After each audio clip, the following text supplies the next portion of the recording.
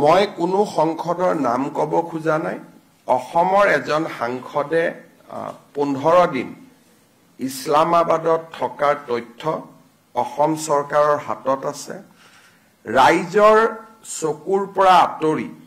পাঞ্জাবৰ Attari border পোষ্টেদি MP গৰাকী পাকিস্তানত গৈছিল গেটৰ আনপাৰে কোনে তেওঁক ৰিসিভ কৰিবৰ কাৰণে ৰখি আছিল কিহৰ কাৰণে Islamabad is a journey of long journey from Attari কোনে তেওঁক ইছলামাবাদলৈকে লৈ গল আৰু তাত কি কৰি আছিল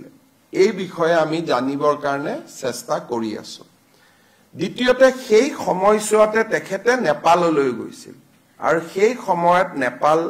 আইএসআইৰ যথেষ্ট এক্টিভিটি আছিল নেপালত তেওঁৰ কোনো পাব্লিক এংগেজমেন্ট আমাৰ নটিছত নাছিল হলিডেৰ কাৰণে গলে ইউজুৱেলি ফ্যামিলিৰ সৈতে যায় ইট ওয়াজ এ ইন্ডিভিজুৱেল ট্ৰিপ দুইটা ট্ৰিপৰ কিবা সম্পৰ্ক আছে নেকি তাকো আমি চাব চেষ্টা কৰি আছো তৃতীয়তে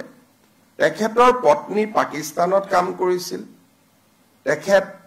নতুন দিল্লীলৈ আহে আৰু আন এটা অনুষ্ঠানত যোগদান কৰে কিন্তু নতুন দিল্লীত কাম কৰি থকা অনুষ্ঠানটোৰ এনেকুৱা এটা অনুষ্ঠান যে তেওঁলোকলৈকে পাকিস্তানৰ পৰা প্ৰতি মাহে টকা আহে আৰু সংসদ গৰাকীৰ পত্নীক সেই টকাৰে দৰমহা দিয়া হয় এই গোটেইখিনি কথা ডকুমেন্টস বেংকস একাউন্টস সকলো অসম পুলিচৰ হাতত আছে আৰু সংস্থাটোৰ পৰিচালকসকলক আমি যেটা ইন্টাৰোগেট কৰিছিলো তেওঁলোকে কৈছিলে যে এই ব্যক্তিগৰাকীক চাকৰিত লোৱাৰ আমাৰ কোনো প্ৰয়োজনীয়তা নাছিল সেই কাৰণে আমি কোনো টকা খৰচ কৰিব খোজা নাছিলো তেতিয়া পাকিস্তানৰ পৰা আমাক কোৱা হৈছিল যে গোটেই দৰমহাটো আমি দিম আপোনালোকে তেওঁক চাকৰিত ৰাখক এই গোটেই কথাখিনি ৰেকৰ্ডত আছে গতিকে সেপ্টেম্বৰলৈকে মই ভাবো আৰু বহুত কথা পোহৰলৈ আহিব এসআইটিৰ ইনভেষ্টিগেশ্যন ৰিপৰ্ট আমি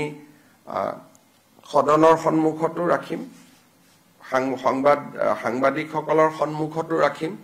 যিমান দূৰলৈকে পাৰো আমি তদন্ত কৰিম আৰু যিমান দূৰলৈ আমি নোৱাৰো ভাৰত চৰকাৰৰ কোনোবা এটা সংস্থাক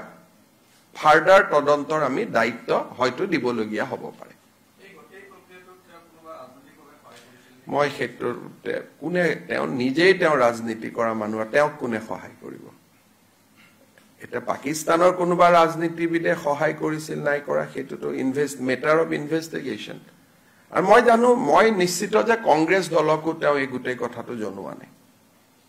গতিকে ইয়াত মই বাকি কোনো কংগ্ৰেছ লিডাৰক টানিব খোজা নাই জুন জুলাই মাহত তেওঁৰ পত্নীক নাই সবকে খুদিম স্বামী পত্নী আমি সবকে খুদিম কাৰণ আমি তেখেতসকলক নুখুধাকৈতো একপক্ষীয়ভাৱেতো একো এটা ৰুলছ নেচাৰেল জাষ্টিছ কিবা এটা অভিযোগ কৰাৰ আগতে দুইজনৰতো ভিউজটো ল'ব লাগিব গতিকে আমি ডেফিনেটলি কথাটো পাতিবই লাগিব